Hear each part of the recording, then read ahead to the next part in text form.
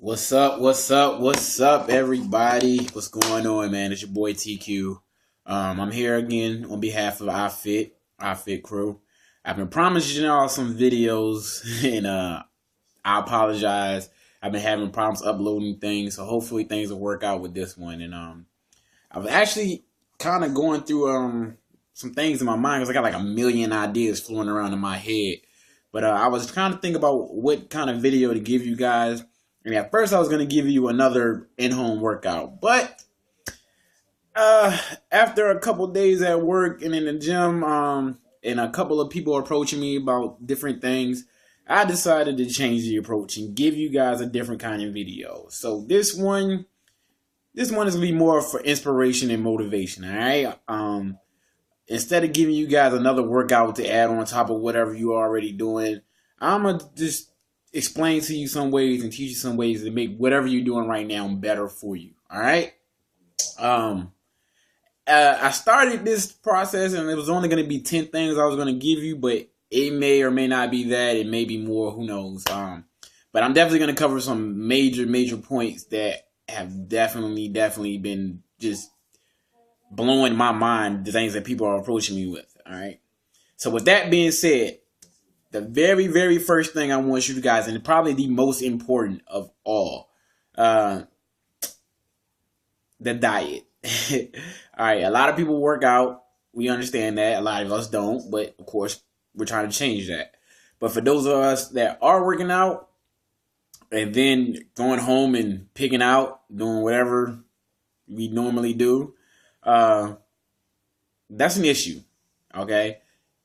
There's a saying in the fitness world that you can't out train a bad diet, and that's just reality of it. You can't put in all this time in the gym doing all these exercises and all this work, and then go home and just pick out or limit yourself with meals like eating once or twice a day, or eating really big portions, or just eating the wrong foods by themselves. Period. As you guys know, I'm a real big person when it comes to being natural and not taking supplements and things like that. So let me go ahead and clear the air with that too. Supplements are designed to do exactly what it says, supplement or replace. They're not supposed to be used in conjunction, which is why I don't typically use that. The major one that I'm talking about right now is protein. That's something that a lot of people are looking into. Now, if you have one of those jobs where you can't eat on a regular like you're supposed to, I can kind of understand. But if you're eating regularly like you're supposed to and you're taking a protein supplement, that I have an issue with, because the way your body works, you only have a limited amount of protein you can store. And stored calories, as we know, turns into fat. It's converted to fat. That's what your body does. All right. So just to get the way you eat out the way, pretty much a 3-hour timetable is what you should work your waking hours off of. Every 3 hours, you should be eating something. All right. They don't have to be big meals. They don't have to have all 3 courses like you would normally have or whatever. It just needs to be a meal every 3 hours that definitely half of that meal should be carbs. And I'm talking like vegetables, fruits, things like that. 30% of it should be protein, and then that other 20% that's left in there is going to be fat, but that's going to be naturally found in whatever foods you're eating anyway. So it's not like you have to add a Twinkie or something to what you're eating. All right. So at the end of the day, with your workout plan, you're going to end up eating at the very minimum 4 times a day, sometimes 6, depending on how hard you're working. All right. But your diet and your exercise should directly correlate with one another. All right. Another thing in pertaining to food, and I'm gonna try to make this short just to get it out the way. The time of day thing. I've been hearing this a lot. People tell you don't eat after 7, don't eat after 8, don't eat after whatever. Like I said, your food intake is gonna be directly correlated to your waking hours. And this is my example for you. This one guy approached me earlier this week and said, he can't eat after 8 o'clock because his body isn't going to digest it. So, of course, you know me. I looked at him like, what? Are you serious? Ladies and gentlemen, if you eat at 7:59 your body is not going to say, oh, it's 7:59. I'm going to process and digest this like I normally would. And then when the clock hits 8 p.m., it's not going to say, oh, it's 8 p.m. I'm not going to process this. This is going to be fat. Be real. Come on. It doesn't matter what time of day you eat. As long as you're putting in that work and you're grinding, and like I said, it's correlating with your waking hours, you're good. Now, I wouldn't recommend just eating and just laying out and going to sleep. Of course, stay up for a little bit while. You don't even have to really do anything major. Your body's going to naturally start digesting stuff anyway. And then with that being said, too, make sure when you wake up in the morning, you eat breakfast. That's the most important meal of the day. All right? All right, that's all I got on the food. Now, I did write some stuff down because I didn't want to forget what I was going to tell you guys. So, this is going to be part of the initial 10 that I was actually going to tell you guys about. And the very first one is going to be for you ladies and gentlemen who do cardio and cardio only. First of all, it's not going to get it done. All right. Yeah, you will lose weight, but then you're going to end up having that looser skin and things like that. You're not going to have any kind of definition, and you're not going to get any results that you really, really want. And it's going to take you a long time to get there. All right. But if you are doing cardio, just even if it's a part of your routine, that's fine. The ladies and gentlemen that like to use treadmills, ellipticals, and things like that, this is the best advice I can give you for that. Let go. Every day I see people in there, they got the incline on the treadmill way up, or they pedaling extra fast on the elliptical, but they're grasping for dear life to the bars. Let go. Your body is not doing hardly any work when you're grasping on. If you have to slow it down, slow it down. That's fine. Make your body do the work. By holding on, you're no different than a hamster rolling around on a wheel. That's momentum. And the treadmill or the elliptical is really doing all the work. So get on that same treadmill or that same elliptical.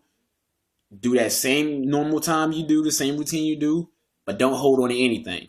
All right? Let your body do all the work. I guarantee you, you're going to feel a heck of a lot different, and you're going to start seeing better results from your cardio from it. All right? All right. And this next one is going to be for my weightlifters. Whether you're beginner, advanced, intermediate, whatever. I don't care. This is for all y'all. Technique. I don't care how much weight you're lifting. I don't care if it's 5 pounds. I don't care if it's 50. I don't care if it's 500. Technique is everything. If your technique is wrong, you're pretty much wasting your time.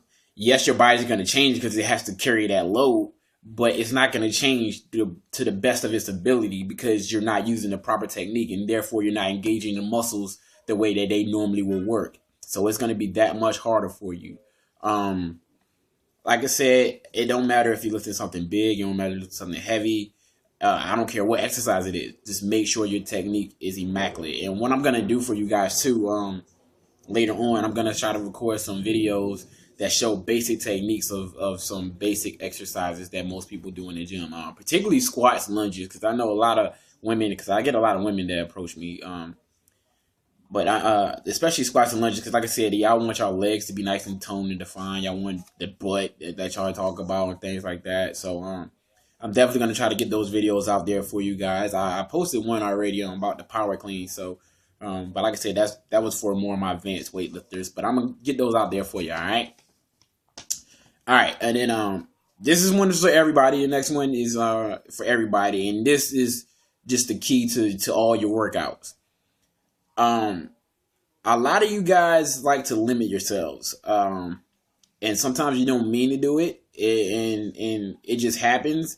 But you go into the gym with this set thing in your mind and this set routine, and you kind of get stuck in that. Just let it go, man. Just go all out. You have to, matter of fact, get comfortable being uncomfortable. All right? Excuse me. You have to be uncomfortable. At the end of the day, if you're only working within your comfort zone, your body is not progressing because that's something your body can handle. It's something that's already used to. You're pretty much just going through the motions. You don't start to gain and get results until you start pushing yourself and working in that uncomfortable zone. All right? You have to mentally make that uncomfortable zone something that's good for you, something that's comfortable for you. You have to be comfortable feeling that way. I know a lot of times y'all hear me or y'all see me post and say I'm sore or I'm tired or I'm exhausted. That's because I'm working in my uncomfortable zone. Because I'm always trying to progress my body. Y'all might look at me like, oh, you're fine. Your body is straight. Nah, I'm always trying to progress. I never get complacent. Whether it's trying to get stronger, whether it's trying to get bigger, whether it's trying to get faster, whether it's trying to get more defined. Every day, something. I'm trying to improve something. All right. Another thing that kind of goes along with that is pushing yourself. All right. And by what I mean by pushing yourself is taking the mental aspect out of everything you're doing. The first video I showed you guys, you see I started with a stopwatch and a timer. And the reason why I did that, like I said, because most of the time when people do reps or whatever, they go in there with the mentality that that's what I got to do. That's all my body can do. Your body is capable of doing so much more than you can ever imagine.